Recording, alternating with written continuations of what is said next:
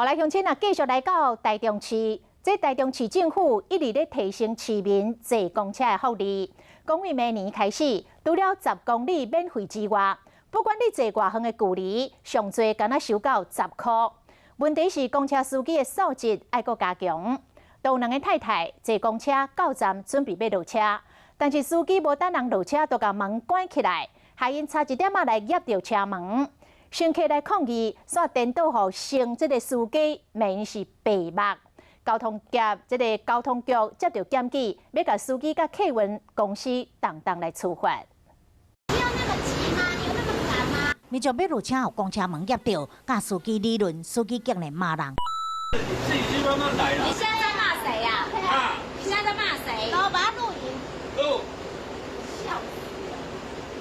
你们这些搭公车的人，真的白目啦！司机竟然骂坐公车的，拢真白目。开车的司机都很辛苦，但是大家也不应该有这种态度，因为今天做错事的是他。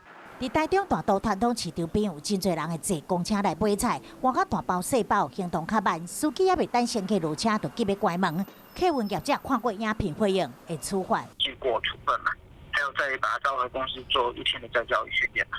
交通局嘛有收到民众检举影片，会对司机甲客运业者开出上悬5000块罚款。台中市长卢秀燕则宣布要启动公车双十计划，扩大10公里的免费范围，坐较远的距离，上最只负担10块。公车福利不断的强化，但是司机的素质嘛应该爱提升。